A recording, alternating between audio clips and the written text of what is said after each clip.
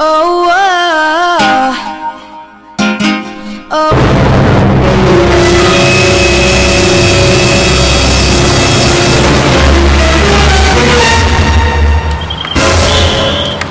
Give me your glasses. Oh, my adrenaline's so high. I've reached my vital capacity. What the hell is that? My vital capacity is the largest amount of air that can be exhaled. Riel, give me your sunglasses, I swear. Okay. Due to the adrenaline, I've started to force breathe. This has increased my tidal volume. What? Give me your phone. No!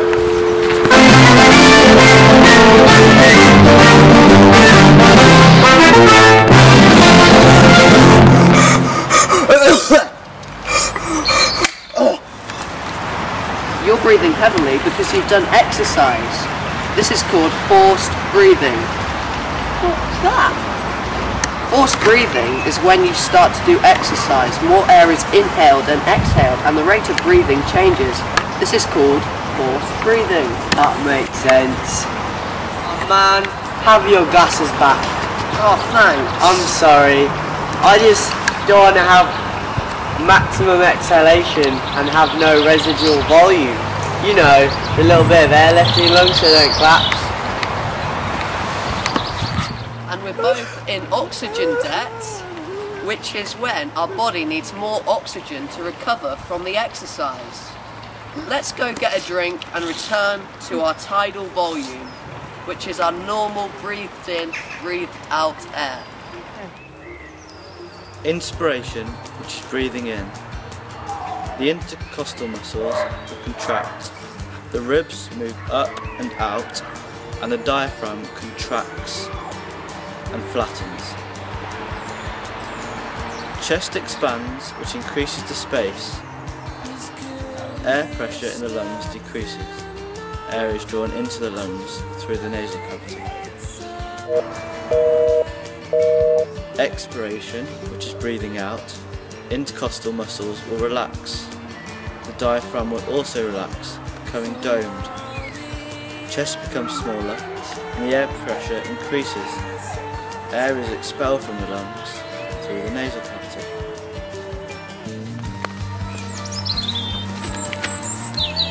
Right, what is it?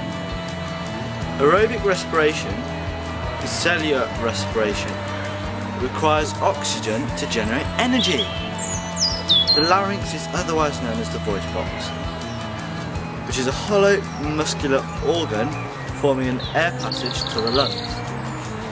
The epiglottis is also used to prevent food and water going down the windpipe to get to the lungs. Right, gaseous exchange is when the diffusion of oxygen and carbon dioxide occurs in the alveoli. Aerobic respiration has a waste product, and that is CO2. Right. Breathing at sea level and breathing at altitude can be very different things, because the air density, like the oxygen particles in the air, are totally different. Because the air density, like the oxygen particles in the air, are totally different.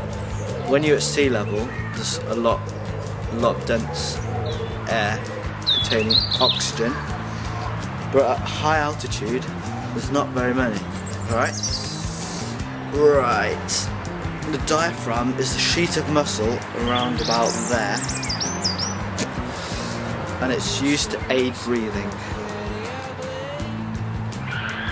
Cartilage is in between the ribs to hold them together and make breathing possible. The function of the alveoli is to aid oxygen into the blood, like getting into the blood.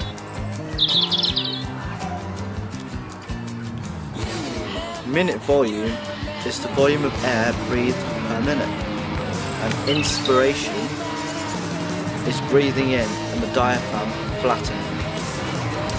In the respiratory system, there's many different parts of it. There's the nasal cavity,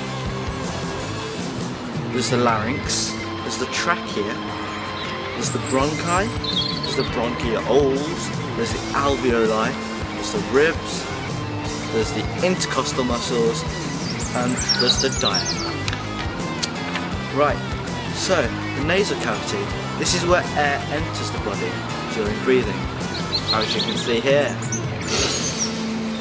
The larynx, this produces sound for speaking. The larynx is otherwise known as the voice box.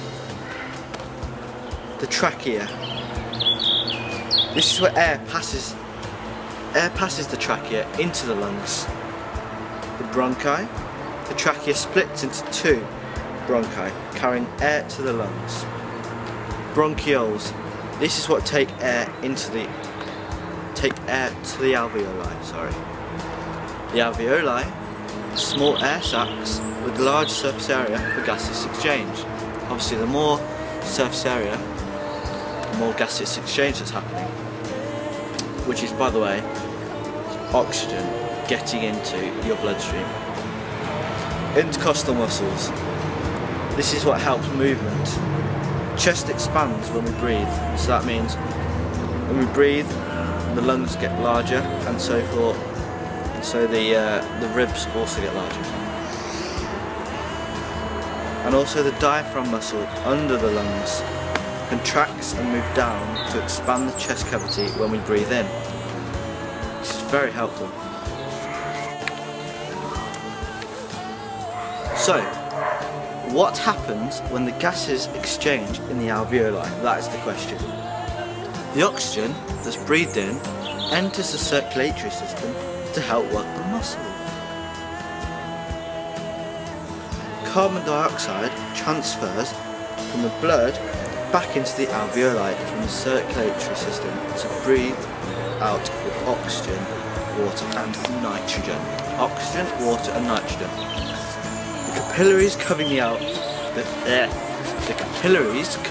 alveoli link the respiratory system and the circulatory system. So that's the capillaries covering the alveoli. Gas exchange. This is vital for us to survive. Otherwise, we'd be dead. But anyway, with training, the exchange becomes more efficient as more alveoli are prepared to swap oxygen and carbon dioxide. Regular exercise regulates the lungs to create a more poisonous carbon dioxide from the body. If there was too much carbon dioxide left in the body after this has happened, then it would be tragic. So yeah, that's basically all you need to know on the respiratory system.